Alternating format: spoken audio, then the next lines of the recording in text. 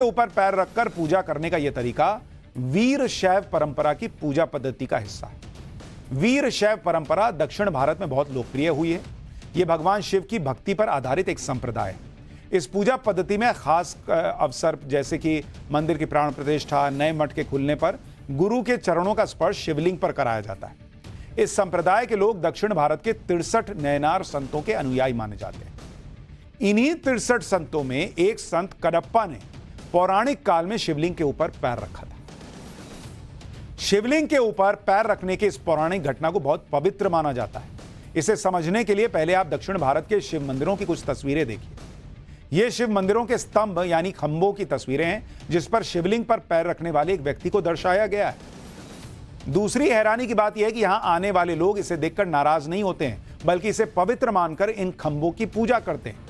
दक्षिण भारत में ऐसे बहुत से सैकड़ों साल पुराने मंदिर हैं जिनके खंभों पर इस तरह की आकृति बनी हुई है। यह देखकर भले ही आपको हैरानी हो रही हो, लेकिन यह दक्षिण भारत में एक धार्मिक प्रथा का हिस्सा है, जिसकी शुरुआत कनप्पा नाम के एक आदिवासी व्यक्ति से हुई थी, जो बाद में संत बन गए। अब आपको संत कनप्पा से जुड़ी पौराणिक घटना के बारे में भी बताता हूं, जिसके आधार पर शिवलिंग पर पैर रखकर पूजा करने की परंपरा चली आ रही है। कनप्पा का जन्म एक आदिवासी परिवार में हुआ था। इनका बचपन का नाम थिन्ना था, जो बाद में एक शिकारी से कनप्पा नाम के संत बन गए।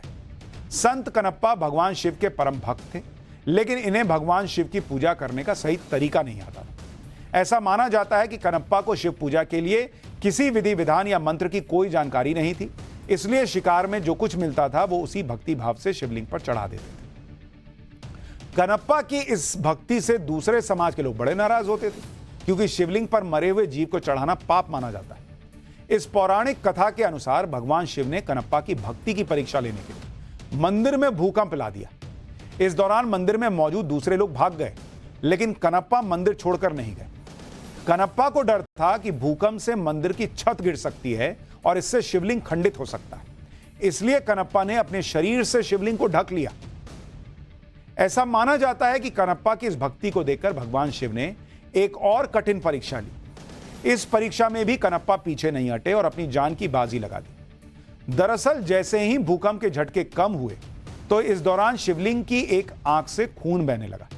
यह देखकर कनप्पा को लगा कि वो भगवान शिव की पूरी तरह सुरक्षा नहीं कर पाए, इसलिए उन्होंने अपने बाण से अपनी एक आंख निकाली और शिवलिंग पर लगा दी।